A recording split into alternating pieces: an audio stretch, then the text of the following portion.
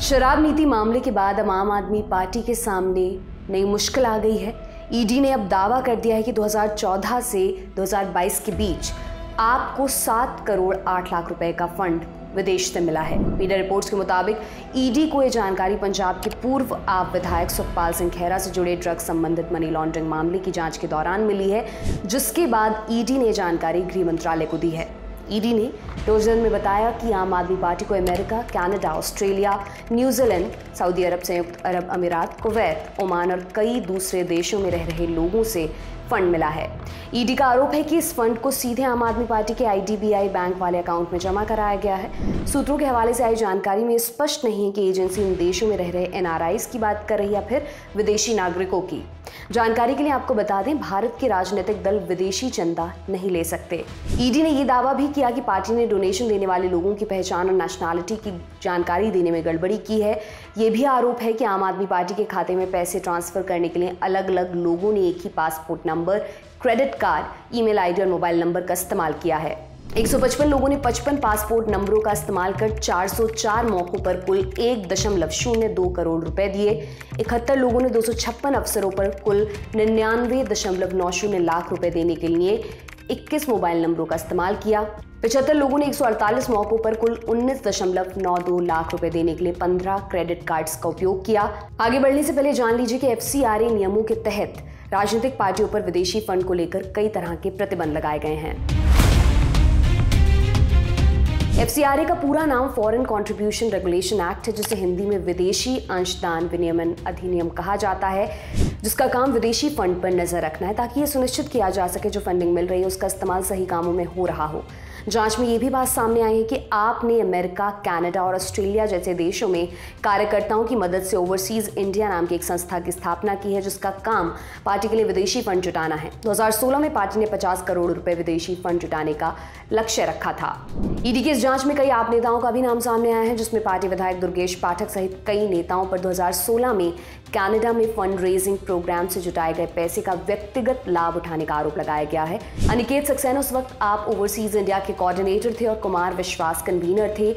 जांच एजेंसी का दावा है कि दिल्ली के राजेंद्र नगर से आम आदमी पार्टी विधायक दुर्गेश पाठक और पूर्व में आम आदमी पार्टी में रहे कपिल भारद्वाज के बीच भेजे गए आपसी ईमेल्स में इस बात की पुष्टि हुई है। ईडी का कहना है कि 19 कैनेडियन नागरिकों की ईमेल ID और मोबाइल नंबरों का इस्तेमाल कर कुल 51,15,000 रुपए का फंड लिया गया है। ईडी ने अपनी जांच में फंड डोनर से जुड़ी तमाम जानकारियां साझा की हैं। फंडिंग करने वाले का नाम, देश, पासपोर्ट नंबर, फंड की राशि, रिसीवर का बैंक अकाउंट नंबर, बिलिंग का नाम, पता, टेलीफोन नंबर, ईमेल, पेमेंट का समय और तारीख, पेमेंट के लिए इस्तेमाल किया गया गेटवे। हालांकि पार्टी ने इन तमाम आरोपों को खारिज करते हुए इसे राजनीतिक साजिश बताया है। दिल्ली की मंत्री आतिशी ने कहा कि प्रधानमंत्री नरेंद्र मोदी दिल्ली के मुख्यमंत्री अरविंद केजरीवाल से डरे हुए हैं। उन्होंने कहा ये ईडी की कार्रवाई नहीं है बल्कि बीजेपी की कार्रवाई है। ये कई साल पुराना मामला है। ईडी, CBI, गृह मंत्रालय और चुनाव आयोग को जवाब दिया जा चुका है।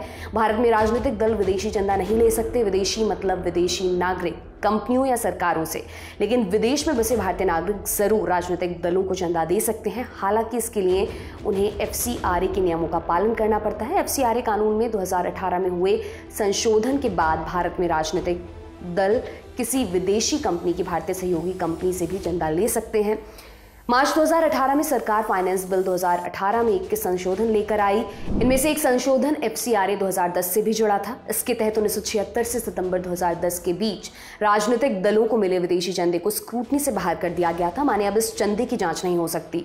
रही आम आदमी पार्टी की बात, तो उस पर पूर्व में कई बार विदेश से मिले चंदे के संबंध में FCRA के उल्लंघन का आरोप लग चुका है। कभी आम आदमी पार्टी ने विच हंट का आरोप लगाया तो कभी केंद्र सरकार ने यह भी कहा कि आरोप निराधार निकले। जैसे जनवरी-फरवरी 2014 में केंद्र की UPA सरकार के गृह मंत्रालय ने आम आदमी पार्टी से उन सभी डोनर्स का नाम मांगा था जिन्होंने विदेश से चंदा दिया। फरवरी 2015 में मोदी सरकार ने दिल्ली हाईकोर्ट को सूचित किया था कि आम आदमी पार्टी पर विदेश से मिले चंदे के संबंध में FCRA के उल्लंघन के आरोपों की जांच में कुछ नहीं निकला। फिर मई 2017 में मोदी सरकार के तहत एक बार फिर केंद्रीय गृह मंत्रालय ने आम आदमी पार्टी से कहा कि विदेश से मिले चंदे की सारी जानकारी दो ताकि पता किया जा सके कि FCRA का पालन हुआ या नहीं। तब केंद्र ने यह भी कहा था ये एक रूटीन नोटिस दूसरी पार्टियों को भी दिया गया है, लेकिन तब आम आदमी पार्टी ने इस कदम को पॉलिटिकल विच हंट कहा था। आप ये भी पूछ सकते हैं, क्या भारत के इतिहास में किसी दल को विदेश से मिले चंदे के मामले में दोषी पाया गया है? जवाब है हाँ।